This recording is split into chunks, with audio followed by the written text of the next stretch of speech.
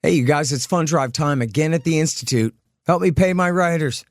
The Institute is awesome. You don't need convincing by me. You just need the address. Libertarianinstitute.org/donate. Check out all the great kickbacks, including our latest book, Israel, winner of the 2003 Iraq Oil War by Gary Vogler. And we've got $10,000 in matching funds, so you can double your support without even trying. And William Van Wagenen's Syria book is almost done, too. It's so good, just you wait. But it does take resources to edit and publish these books, so your help is greatly appreciated.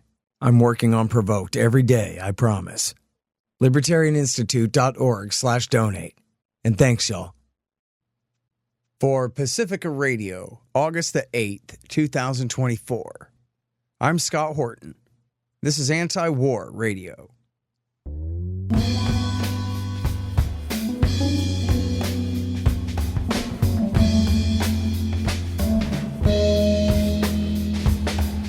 All right, y'all, welcome to the show. It is Antiwar Radio. I'm your host, Scott Horton. I'm the editorial director of Antiwar.com and author of the book Enough Already, Time to End the War on Terrorism. You can find my full interview archive, more than 6,000 of them now, going back to 2003 at scotthorton.org and at youtube.com/Scott Horton Show and all the other podcatchers and video sites and things out there. And I am here every Thursday from 2:30 to 3 on KPFK 90.7 FM in LA. All right, and our guest this week is Dave DeCamp, news editor at Antiwar.com. Welcome back to the show, Dave. How you doing? I'm good, Scott. Thanks for having me. Very happy to have you here and to get the latest from sadist land over there, America's greatest ally, although no one can come up with a single thing they've ever done for us other than help Obama back al-Qaeda in Syria, maybe? I don't know. Lie us into war with Iraq. So there's the international situation, whether Israel is going to succeed in getting America into a war with Iran and its allies. And then there's just the question of the everyday brutal cruelty meted out onto the Palestinian people for being born with the wrong religion over there. So I guess let's start with the international politics of the thing. So the Israelis assassinated Hamas's political leader, Ismail Haniyeh, in Tehran right about a week ago. The Iranians, of course, have promised retribution, although the Ayatollah likes to do symbolic kind of retributions and try to stay out of a larger war, typically speaking. But the Israelis, according to the front page today on antiwar.com, are threatening to launch a preemptive war. I know where I've heard that before. And so I guess I'm wondering if you can give us what your temperature taken on all of this is and whether you think that we're really about to break into a full-scale regional war between Israel and all of their Shiite-led alliance enemies and whether you think America's going to get dragged in too. Mm-hmm. Yeah, I mean, it really does seem much more likely now that this could really explode into a major war here that the U.S. would get directly involved in. You mentioned the Ayatollah Khamenei, and judging by his rhetoric after this thing, I mean, pretty much immediately after the news broke that Haniyeh was killed in Tehran, he put out statements saying that they're going to get revenge. And we're seeing all political leaders in Iran saying that as well. And then They killed Haniyeh just hours after Israel launched an airstrike in Beirut that killed a senior Hezbollah commander. And Hezbollah is also vowing, Nasrallah has delivered 2 big speeches since then, the leader of Hezbollah. And in both of those, he's saying, we're going to escalate this thing. And Israel and Hezbollah have been involved in a they've been trading strikes across the border for 10 months now, since October 7th. And it's, there's been hundreds of casualties, but he's saying that they're going to take things to the next level. And what he said in his speech just this week, on Tuesday, he said, we're going to respond, a strong response.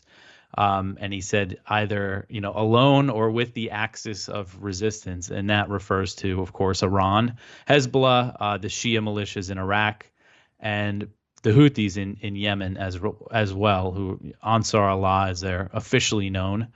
And I think it's possible. There's been all these reports. It's tough to say. This week has been kind of tough trying to figure it out because, I mean, over the weekend, it was like, all right, this attack is coming on Sunday or Monday. Now they're saying it could happen this weekend. They're not exactly sure. The U.S. is saying they're on this big diplomatic push, but the U.S. is also telling Israel and telling the world that we're going to defend Israel. They sent more warships into the Middle East, another aircraft carrier, extra squadrons of fighter jets, saying that they're going to do a similar thing that they did back in April when Iran attacked Israel directly for the first time. And that was in response to Israel bombing the consulate in Damascus. So, but they're saying it might be bigger than that attack was. In that attack, Iran fired about 300 missiles and drones. They really choreographed what they were going to do. The U.S. had plenty of notice. This time, not sure if that's going to happen. And again, it could also include, major strikes from Hezbollah, which I think could really change things. They're worried that they're going to just try to overwhelm the Israeli air defenses, and there's potential that it might be a multi-day attack. So something big could be coming. At the same time, I'm sure that there's back channel talks right now happening between the U.S. and Iran, very quietly. So hopefully that they can figure out an arrangement where they fire some missiles, the U.S. intercepts some, and it doesn't get out of hand. But I don't know. And you mentioned the preemptive strike. Netanyahu discussed this with his security cabinet on Sunday. They said, all right, if we get intelligence that Iran is going to attack us, we might launch a preemptive strike. A preemptive strike for the preemptive strike that they already launched in Tehran by killing Haniyeh on Iranian soil. So another thing about this, and then is that they killed him. He was a guest of Iran. He was there for the presidential inauguration. He was staying at an official guest house that's heavily guarded by the IRGC. So it's a huge embarrassment for Iran. So that's why I think it is different than other instances, and we might see a big Iranian response. Yeah. I'm not so sure about the Ayatollah's willingness to go very far. I mean, he seems to do just like when Trump killed Soleimani, they responded with a symbolic strike. And then after the assassination of the officials in Syria, there was the very limited retaliation, as you said, well choreographed with the defenders to, essentially check a box of a symbolic form of resistance. But, the headline also reads 5 U.S. troops injured in a rocket attack on a base in, I guess, in Kirkuk, presumably by Shiite forces. I saw also in the headlines today that you have a story about Biden just absolutely bombing the crap out of Yemen. But he told me the other day, America's not at war anywhere. Yeah. They've continued bombing Yemen. It's almost every day that either we see U.S. Central Command puts out a statement, say that they launched strikes in Yemen, or that they, intercepted Houthi missiles and drones. And this is going on almost every day. We get very little detail about it. You have Yemeni media that reports on it, but not too much detail about what's actually happening on the ground when it comes to these strikes. But, that's the thing, is that there's a lot of factors here besides the Ayatollah. That rocket attack on the U.S. base in Iraq, that came after the U.S. bombed Iraq just recently. There was the U.S. and Iraq held talks on the future of the U.S. military presence. The Prime Minister al-Sudani has said he wants the U.S. to leave, and then they entered these talks. And I think part of the deal for why we saw the rocket attacks stop on U.S. bases was that al-Sudani said, I'm going to get the withdrawal, I'm going to get the U.S. to leave. But then recently there were talks between the U.S. and Iraq about the future of the U.S. military presence, and they put out a big, long statement, but there was no concrete, timeline for when they might begin drawing down troops. And they also say they want to continue the partnership, basically leaving open the possibility of a continued U.S. military presence while ending the anti-ISIS coalition. So I think we saw some rocket attacks on U.S. bases. After that, no casualties, no damage. And then the U.S. went and bombed the PMF, which is the Popular Mobilization Forces, the coalition of the Shiite militias, who are part of Iraq's security forces. So the U.S. goes and bombs them and kills 4 of them. And, it's just such a mess because, again, the PMF is part of the Iraqi military, and the Iraqi government, which is supposedly the U.S.'s partner, really strongly condemned the strike, called it a heinous crime. These are the people that we're supposed to be fighting with, against ISIS. And so then after that, we saw the latest rocket attacks that injured 5 U.S. troops. And the U.S. is saying they're going to respond to that. So this is another area where, with this going on, kind of coinciding with the stuff happening with Iran and Hezbollah, it's just another factor. And then you have Yemen. Not sure if the Houthis could really escalate things, against the U.S. or against Israel, but I'm sure they can get in on some missile and drone barrages. And they seem like, they're itching for a fight with anybody who wants one. So I don't think Iran's going to be able to control them. Man. All right, so let's talk about what's going on in Gaza right now with this war. A war is when two armies are fighting, as Bill Hicks pointed out 30 years ago. But in this case, I saw this headline that it may be moral and justified for Israel to starve 2 million Palestinians to death in Gaza. And I thought, oh, that must just be some crank on YouTube said that or something. But then I find out that it's a member of parliament named Bezalel Smotrich. But then I thought, well, he must be like the most marginal character in Israeli politics if he's crazy enough to say something like that. Am I right, Dave? Yeah, I mean, that's what you would think, but he's in the Netanyahu government. He has a very powerful position. He's the finance minister, and he is also has a ministry role in the defense ministry that puts him in charge of the West Bank. He's essentially the occupation governor of the West Bank. He can approve new settlements and grab land, and he's been doing that. And this is a guy, he's a settler himself and has been outspoken for years about, he wants annexation of the West Bank and to expel the Palestinians. So, yeah, he said this, he said that basically we could have starved the Palestinians to death, but the world won't let us. And the way that he put it was that they're getting this international pushback. What he said was, we can't go and starve 2 million civilians to death, even if it's moral and justified because of, the world or the international community, as they call it. So he's complaining about that they have to let aid into Gaza. That's anti-Semitic. Yeah, exactly. But that's amazing. And, it has just been a trickle of aid that is going in, but he wants to cut off the whole thing. And this is, not really a surprise to see coming from Smotrich. I mean, this is more kind of just in your face, saying how he wishes they could just genocide all of them, kill every single one of them. But because that's a population of Gaza, it's about 2.3 million. And more than half are children who didn't vote for Hamas or anything, but doesn't matter to him. Yeah, of course not. Hang on just 1 second for me here. You guys, I'm so proud to announce the publication of the Libertarian Institute's 14th book. It's Israel, winner of the 2003 Iraq Oil War, Undue Influence, Deceptions, and the Neocon Energy Agenda by Gary Vogler, former senior oil consultant and deputy senior oil advisor for U.S. forces during Iraq War II.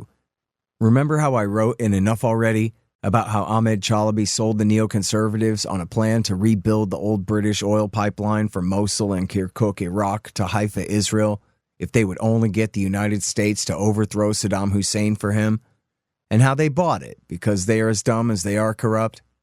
Well, Gary was there. As senior civilian consultant to the DoD and Iraqi oil ministry, he had a unique window and experience witnessing the Pentagon neocons and their machinations on behalf of Israel before and during that war. And it turns out that even though they did not get their pipeline, as Vogler demonstrates, the neocons and their Likudnik bosses figured out an effective plan B anyway. You are going to love Israel, winner of the 2003 Iraq Oil War by Gary Vogler, available everywhere. Check it out along with our other great books at libertarianinstitute.org/books. Hey, y'all, let me tell you about Robertson Roberts Brokerage, Inc. Nobody trusts the U.S. dollar anymore. Foreign governments are stocking up on gold instead of $100 bills. 1, they know they need to, and 2, that means you need to too. Interest rates are up, but for some reason not much for savings accounts. Park your money there and watch Uncle Joe Biden just counterfeit its value away. You can see how the Fed is afraid to raise rates to beat inflation for fear of popping the current bubbles, at least before the election. So more inflation it will continue to be. Gold is your shield against monetary and price inflation, just like it always has been. Now, Tim Fry and the guys over at Roberts & Roberts are recommending gold over silver since the world's almost 200 governments are putting their own pressure on the price, which should help everyone else who makes similar calls on their own. Of course, Roberts & Roberts can help you with platinum, palladium, and silver, as well as gold. Don't let the Fed and the war party inflate all your savings away. Look up Roberts & Roberts at rrbi.co. That's rrbi.co. And of course, by laws that they've signed up for, incitement to genocide is illegal, too.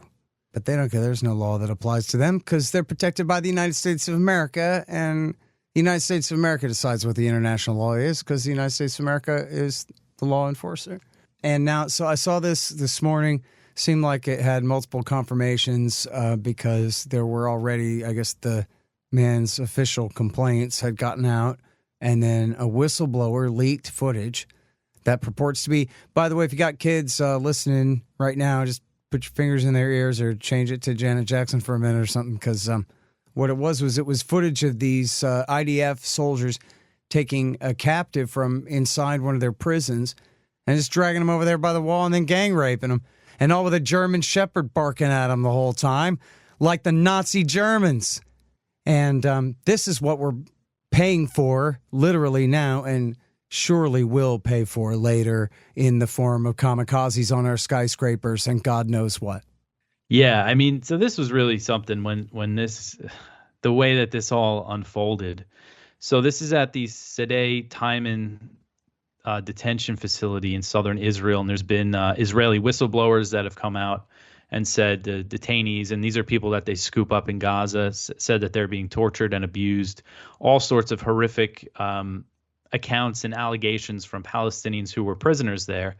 So these were some of the worst allegations that we've seen. And then Israeli military police go to this facility to arrest IDF soldiers who were suspected of essentially gang raping a Palestinian who ended up in the hospital just in really horrible shape. And they arrested 10 of the soldiers who were suspected of being involved. And this sparked protests. Israeli, what they consider far-right activists show up to the base, and they actually stormed the facility. They stormed another facility where they were holding the soldiers. And, this isn't just fringe extremists. There were members of the Israeli Knesset involved in this.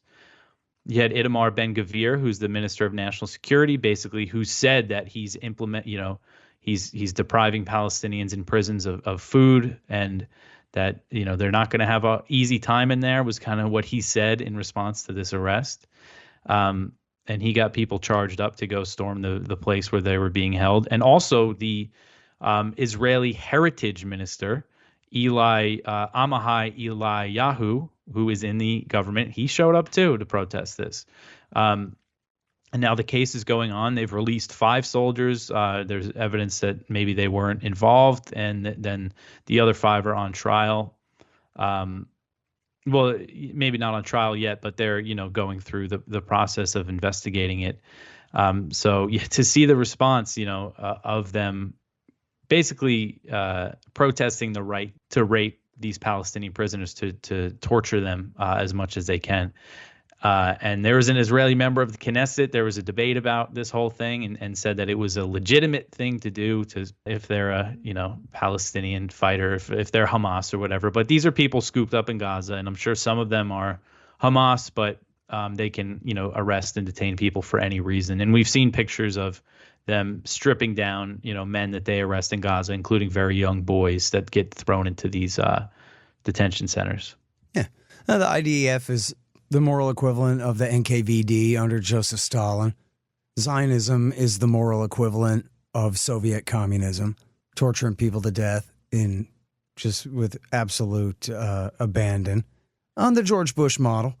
But then again, there's a reason that they called the torture device at Abu Ghraib the Palestinian chair, and it wasn't because they got the idea from the Palestinians, It was the Israelis who were training the Americans and their contractors on how to torture these poor people to death in Iraq War II that they lied us into. But it's clearly the most barbarian regime on the planet. There's nothing to compare it to. They make Vladimir Putin look like he just stayed home. And it's all on our dime. And I guess most people don't know this because they wouldn't tell you on TV, and George Bush certainly lied to the American people. But Israel's wanton cruelty and barbarian mass murder of innocent women and children was the primary motivating factor, or at least tied, for al-Qaeda to turn against its American masters and knock our towers down, kill 3,000 of our countrymen, and kick off a whole generation of war. Those were Ronald Reagan and Bill Clinton's guys that did that. And they did it because Bill Clinton helped Shimon Peres murder Lebanese. And I don't know if people know this. I only found this out recently. Did we talk about this, Dave? It was literally actually Naftali Bennett was the guy who killed the 106 women and children at the UN shelter at Qana in 1996, during Operation Grapes of Wrath, when Mohammed Atta and Ramzi bin al-Shibh decided to join al-Qaeda. And these are the ringleaders and the lead hijacker of the September 11th attack right there. And that was why they did it. And so George Bush said, they hate us because we're free and we're innocent and we love our mamas. But that wasn't it. It was Israeli barbarianism. And it wasn't bombs in Building 7. It was Israeli barbarianism that got those towers knocked down by motivating al-Qaeda to turn on the United States and hit us in that way. And if the Qana massacre of 96 and Operation Grapes of Wrath is what brought on September 11th, what do you think's going to happen after this? Nothing? I'm worried about it. America's lousy with soft targets and kooks, Mm-hmm. Yeah, and again, you see what's happening right now is the U.S., directly intervening for Israel like they did in April when Iran attacked them. This goes beyond sending weapons and intelligence. It's direct U.S. military involvement. And if you see the story right now at the top of Antiwar.com, there was a poll conducted that found the majority of Americans don't want U.S. troops defending Israel, but that doesn't matter to Biden or Kamala Harris, whoever's running the show. And they're committing U.S. troops for this. And if this does turn into something big, if say there's a big, missiles hit in a U.S. base and there's a lot of American casualties, then things can really escalate from there. A lot of people will just start paying attention to the whole thing too and won't even understand, all the context of this. So there's a real risk of things really exploding and a lot of Americans getting killed because of this. Well, and look, man, nobody knows who's in charge. People speculate, and I think there's some reason to believe that Jake Sullivan, Hillary Clinton's man, is the one calling most of these shots up there. But he's just the advisor to the president for national security affairs. He's not even in the chain of command at all. He's not between the president and defense or between the president and state. He's supposed to help coordinate their projects and so forth. But he's not literally the boss of anything but the NSC. But nobody really knows. I read a report recently where Biden was the holdout on wanting to promise NATO membership to Ukraine at the 75th anniversary last month. He wanted to soften the language. And I think it was the New York Times had it that just Sullivan stayed after him and just pressured him and pressured him and pressured him until he adopted the language that Sullivan demanded that he say. Biden's lucid enough to know, hey, we can't bring Ukraine into NATO. Let's just talk about their Euro-Atlantic aspirations. Let's dumb it down a little bit. And Sullivan insisted, no, Mr. President, you're going to say NATO membership. And he went, oh, okay. So I guess that's who's in charge of our Israel policy. Maybe it's Secretary Blinken, but he's not in the White House, right? He's over at the State Department. So I don't know if anybody knows. Maybe we should ask like the Chinese or the Russians to leak it to the media who they think is in charge. At least they have intelligence services and stuff. We're just reading tea leaves out here. Mm-hmm. Yeah, and this is the situation that we're in. With this potential major war on the horizon here, and these are the people we have to deal with. There's the uncertainty of everything. It seems crazy that the election is still 3 months away with everything that's just happened over the past few weeks. We still have a long way to go between then and now with a president who isn't running because of the condition of his brain. Yeah. Well, and 2 more months after that before the actual handoff takes place, unless he resigns. That's right. Which I'm surprised he hasn't resigned yet. It seems like he would just resign and give her the advantage the way Yeltsin did for Putin in 2000. That still may take place. But yeah, now I have to say, just using the force the way I do, I'm not really feeling it. I mean, the most important thing to keep in mind here, not that this is everything, it's just one factor, but it's an extremely important factor, is, as you mentioned, the Ayatollah doesn't want to fight. What's he going to do? Fight the United States of America? Like, yeah, he gets some hits in, but then what? He's going to get a sense of satisfaction out of that while his whole country's burning to the ground? No. This guy has been the dictator of Iran since 1989. He is not trying to get into a war with us. And as I know you've well reported, during this Israeli-generated crisis here, that he has put pressure on the Iraqis, on Hezbollah, on, I don't know if he's had to bother with the Syrians, and tried to pressure Ansar Allah in Yemen to back down and to cool it and to not escalate this thing into a real war that brings in the United States. Isn't that right, Dave? Yeah. I would guess that, this recent rocket attack that injured the U.S. troops, I would guess Iran is not thrilled about that. I don't think they want that happening right now as they're figuring out what their response is going to be. I don't think they want any extra provoking of the U.S. Yeah. At the same time, you kind of hinted at this earlier. I don't know if you had any information of this or just your gut, but that there must be back channel talks going on because Biden doesn't want to fight the Ayatollah either.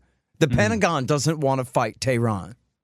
Yeah. I don't know. I don't have any, I haven't seen anything that they're having talks right now, but I know back in April, some officials met in Oman. I don't think they meet directly. I think they hang out in one room while the Omani officials go back and forth. Right.